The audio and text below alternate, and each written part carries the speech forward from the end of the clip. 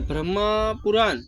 भगवान के अवतार का उपक्रम। व्यास जी कहते हैं, मुनिवरों, अब मैं संक्षेप में श्री हरि के अवतार के वर्णन करता हूँ। सुनो, भगवान पृथ्वी पर भार उतारने की इच्छा से अवतार लेते हैं। जब जब धर्म की वृद्धि होती है, तब तब धर्म का ह्रास होने लगता है, और तब भगवान जनार्दन स्वरूप दो भाग करके अपने यहाँ अवतरित होते हैं। साधु पुरुषों रक्षा, धर्म स्थापना, दुष्टों के देवद्रोही और द्रमण प्रजा वर्ग का पालन करने के लिए प्रत्येक युग में अवतार धारण करते हैं। पहले की बात है, यह पृथ्वी अत्यंत भार से पीड़ित और मेरु पर्वत पर देवताओं के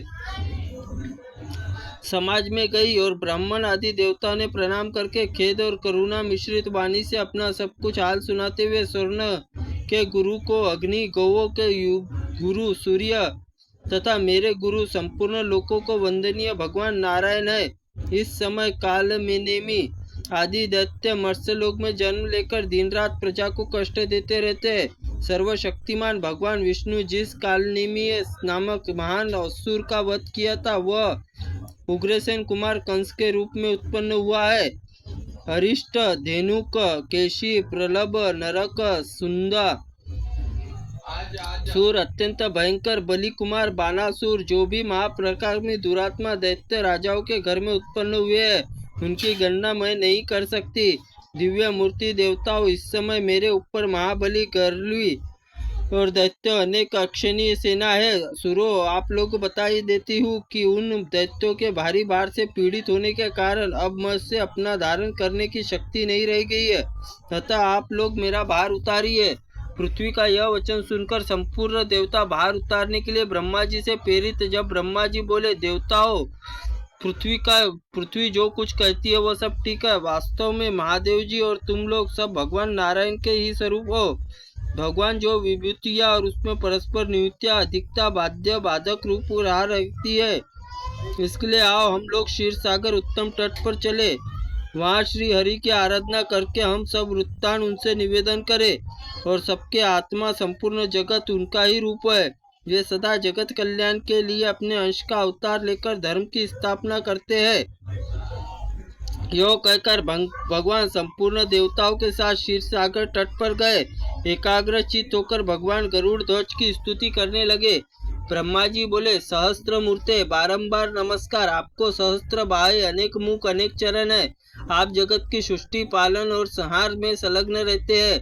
अप्रेम्य परमेश्वर, आपको बारंबार नमस्कार।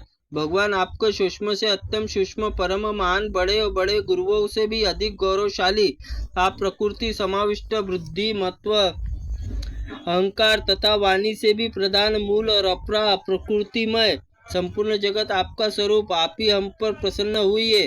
देव, यह पृथ्वी आपकी शरण में आई है। इस भूतल पर जो बड़े बड़े असुर उत्पन्न हुए, उनके द्वारा पीड़ित होने पर इसमें पर्वत रूपी बंधन शिथिल पड़ गए हैं। आप संपूर्ण जगत पर आश्रम है। आपकी महिमा अपरंपार है। अतः वसुधा अपना भार उतारने के लिए आपकी सेवा में उपस्थित हुई है। हम लोग भी यहाँ उपस्थित हुए हैं। ये इंद्र, दोनों अविनीश कुमार, वरुण, रुद्र, वसु, आदित्य, वायु, अग्नि, अन्य संपूर्ण देवता यहाँ खड़े हैं। देवेश्वर, मुझे देवताओं से जो कुछ कहना है उसके लिए आज्ञा दीजिए। आपके ही आदेश का पालन करने के लिए हम सदा संपूर्ण दोषों से मुक्त रहेंगे। ब्रह्मा जी के इस प्रकार स्तुति करने पर परमेश्वर भगवान विष्णु अपने श्वेत कृष्ण दो केश उखाड़े और देवताओं से कहा, ये दोनों केश भूतल पर अवतार ले पृथ्वी का भार क्लेश नाश करेंगे। संपूर्ण देवता अपने अंगों से अवश्य पृथ्वी पर अवतरित होने से पहले उत्पन्न हुए उन्मत्त देवताओं के साथ युद्ध करेंगे, इसमें संदेह नहीं। नाना प्रकार के अस्त्र शस्त्रों को चूर्ण होकर संपूर्ण देवता नष्ट हो जाएंगे। वसुदेव की जो पत्नी जो देवकी है, उसके 8वें गर्भ से मेरा यह श्याम केश प्रकट होगा। भूतल पर अवतरित होकर कालनेमी कंस का वध करेगा। यह कहकर भगवान श्री अंतर्ध्यान हो गए। अदृश्य हो जाने पर परमात्मा प्रणाम करके संपूर्ण मेरु पर्वत शिखर पर चले गए।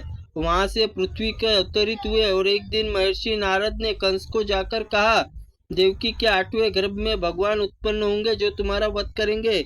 यह सुनकर कंस को बड़ा क्रोध आया और देवकी और वसुदेव को कारागृह में बंदी बना लिया। वसुदेव की यह प्रतिज्ञा थी कि देवकी के गर्भ में जो पुत्र उत्पन्न होगा उसको मैं स्वयं लाकर दे दूंगा करूंगा। प्रत्येक पुरुष कंस को अपृत कर दिया। सुना, प्रथम उत्पन्न हुए 6 गर्भ हिरण्यकशिपु के पुत्र थे, जो उन्हें भगवान की विष्णु के प्रेरणा से योग निद्रा में क्रमशः देवकी के उदर में स्थापित कर दिया था। योग निद्रा क्रमशः भगवान विष्णु महामाया थे। अविद्या रूप संपूर्ण जगत में मोहित कर रखा था। उसने श्री हरि के कहा, निद्रे तू मेरी आज्ञा से पातालवासी 6 गर्भों को एक एक करके देवकी के गर्भ में पहुंचा दे। ये सब कंस के हाथों मारे जाएंगे। तत्पश्चात शेष नाम का अंशांक देवकी के उदर में 7वें गर्भ में प्रकट होना। वसुदेव जी की भार्या रोहिणी आजकल गोकुल में रहती है, प्रसव काल में है, गर्भ रोहिणी में उदर में डाल देना। इसके विषय में लोग यही कहेंगे कि देवकी का 7वां गर्भ भोजराज कंस के डर से गिर गया। गर्भ का संकरण होने से रोहिणी व वीर पुत्र लोक संकर्षण नाम से विख्यात होगा और उसका शरीर वर्ण श्वेतगिरी शिखर भांति गौर होगा। तदनंतर देवकी और उदर में प्रवेश करूंगा। उस समय यशोदा भी गर्भ में अवलंब में प्रवेश करना होगा। वर्षा ऋतु श्रावण मास के कृष्ण पक्ष की अष्टमी को आधी रात के समय मेरा प्रादुर्भाव होगा। तू 9वीं तिथि को यशोदा के गर्भ में जन्म लेंगी। उसी वसुदेव से मेरी शक्ति को प्रेरित करके मुझे यशोदा शैया पर पहुंचा देंगे। तुझे देवकी के पास लाएंगे। फिर कंस ने अपने लेकर पत्थर शिला पर पछाड़ेगा, किंतु तू उसके हाथ से निकलकर आकाश में ठहर जाएंगी। यो कहने पर इंद्र मेरे गौरव का स्मरण करके तुझे 100 बार प्रणाम करके विनीत भाव से अपनी बहन बना लेंगे। फिर तू शंभु निशुंभ आदि सहस्त्र देवताओं का वध करने के लिए दैत्यों का वध करने के लिए अनेक स्थान बनाकर सारी पृथ्वी की शोभा बढ़ाएंगे। भूति सन्नति कीर्ति कांति पृथ्वी धूति लज्जा पुष्टि उषा तथा अन्य जो भी स्त्री या नामधारी वस्तु है वह सब तू ही है। प्रातः काल अपराह्न काल तेरे सामने मस्तक झुकाए जो तुझे आर्या दुर्गा वेद गर्भा अंबिका भद्रा भद्रकाली शेम्या तथा क्षेमकरी आदि कहकर तेरी स्तुति करेंगे। उनके समस्त मनोरथ मेरे प्रसाद से सिद्ध हो जाएंगे। जो लोग भक्ष्य भोज आदि पदार्थों से तेरी पूजा करेंगे उन मनुष्यों पर प्रसन्न होकर तू उनकी समस्त अभिलाषा पूर्ण करेंगी। ये सब लोग सदा मेरी कृपा से निश्चय ही कल्याण के भागी होंगे। अतः देवी, जो कार्य मैंने तुझे बताया उसे पूर्ण करने के लिए जा।